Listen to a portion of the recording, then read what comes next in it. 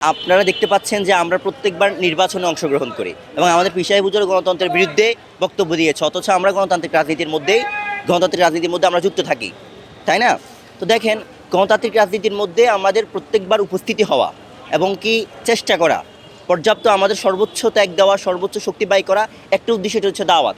তবে আমাদের ইসলামী আন্দোলন বাংলাদেশ হাত পাকার প্রতীকের যে মিশন, সেই মিশন হচ্ছে ইসলামী শরিয়া বাস্তবায়ন করা, আর তার মাধ্যম হবে গণবিপ্লবের মাধ্যমে আমরা দেশে ইসলাম প্রতিষ্ঠা করতে চাই।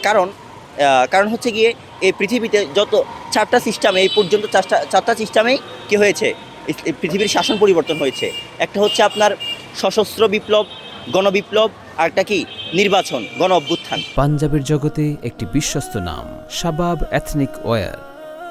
তো সশস্ত্র বিপ্লবের মাধ্যমে হয় সেটা জিহাদ বলা যায়, যেটা আমাদের আকাবিরিন আসলাফ, আমাদের সাহাবায়ে কেরাম রাদিয়াল্লাহু আনহুম করেছেন। সেটা তো আমরা তো সেটার শুভাকাঙ্ক্ষী, আমরা তো সেটার জন্য অপেক্ষা করি, অপেক্ষার প্রহর গুনি কোন দিন এভাবে আমরা সশস্ত্র বিপ্লবে নামবো, আমরা শহীদ হব, শহীদের সেই অমৃত শুধু আমরা পান করব। তবে গণবিপ্লবের মধ্যে আমরা কেন চাই, সেটার একমাত্র কারণ হচ্ছে বর্তমান যে প্রেক্ষাপট, সেটা আপনার সশস্ত্র বিপ্লবের প্রেক্ষাপট না।